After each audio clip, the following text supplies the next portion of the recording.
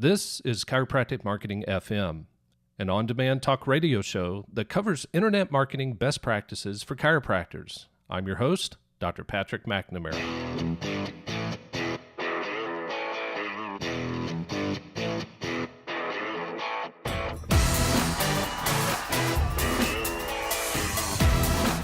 Welcome everyone to episode number 4 of the Chiropractic Marketing Podcast. I'm your host, Dr. Patrick McNamara, and today we're going to focus on the software I recommend you run your website in. But first, I need to let you know that today's episode is brought to you by Blogging Chiropractors. Blogging Chiropractors helps chiropractors keep their blogs active with relevant content that's designed to help convert readers into new chiropractic patients. It's blog writing made simple. Go ahead and sign up for their 14-day free trial over at www.bloggingchiropractors.com. No credit card is required with no further obligation to join, so give it a try. You have nothing to lose. That's www.bloggingchiropractors.com. Now back to the show. Today we're going to talk very briefly about the software I recommend you run your website in. Now, in today's age, you have many software choices when it comes to building a chiropractic website. Matter of fact, a quick Google search may either leave you cross-eyed or needing a good toggle on the old atlas. But allow me to calm your fears, save your sanity, and also a ton of time dorking around on the internet trying to figure things out yourself. Just go with WordPress. WordPress is an easy-to-use content management system that requires little to no knowledge of coding. It's also the most popular CMS in the world by a long shot. Matter of fact, 58% of all websites that use a content management system run on WordPress. This equates to over 300 million active websites being online today thanks to WordPress. Who's next in line? Well, Joomla sits at the number 2 spot, with Drupal following right behind at number 3. However, neither one of them is even close in terms of market share. At the time of this recording, Joomla only has around 6.5% of the market and Drupal 4.8%. Now, there are some new contenders like Shopify and Squarespace, but they have a long way to go to catch up with WordPress. Shopify's market share is only 1.3%, whereas Squarespace is only 1%. Some of the most popular sites I can think of that use WordPress are the New York Times, Forbes, and Facebook's blog. Users cite many reasons for selecting WordPress. It's free and open source. It provides a fairly easy and intuitive interface, can be very search engine friendly, and is also easy to customize with thousands of available plugins and themes. With that said, make sure you use the self-hosted version of WordPress that's found over at WordPress.org instead of the freemium version found over at WordPress.com. There is a significant difference, especially for business owners and people who are interested in monetizing their site.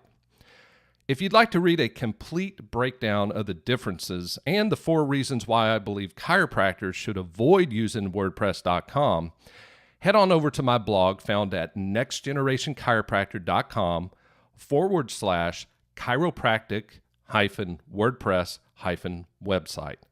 That's nextgenerationchiropractor.com/chiropractic-WordPress-website. I'll leave the link to that article in today's show notes so you have no problem finding it. All right, let's move forward with today's Q&A. Today's question comes from Dr. Deborah. She asked, how do you keep your practice at the top of Google? This is not only a great question, but obviously a very important question since being on page 1, especially at the top of page 1, is so important for local businesses like chiropractors. But the answer isn't as straightforward as the question because there are multiple variables that tie into how Google ranks your chiropractic website. To generalize things, you need to pay attention to the 3 types of search engine optimization, also known as SEO. The first type is called on-page SEO. On-page SEO deals with optimizing the pages and content of your website. The second is called local SEO. Local SEO deals with claiming and managing all of the local directories and citations that represent your business within a local market.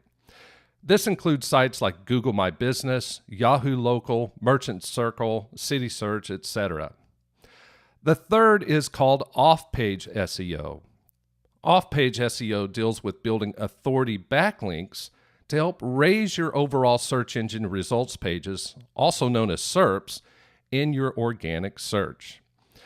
Like I said, there are many variables that go into ranking a website. If you have more time than money, for example, you're still in chiropractic school or just getting started in practice, then I recommend you learn as much about SEO as you can and then start incorporating what you've learned.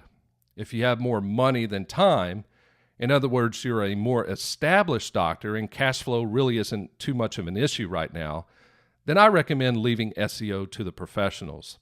Who do I recommend? I'm a bit biased since I'm the founder of this particular company, but I wholeheartedly recommend DC Rank. DC Rank is a full-service SEO agency that works exclusively with chiropractors. You can learn more over at dcrank.com.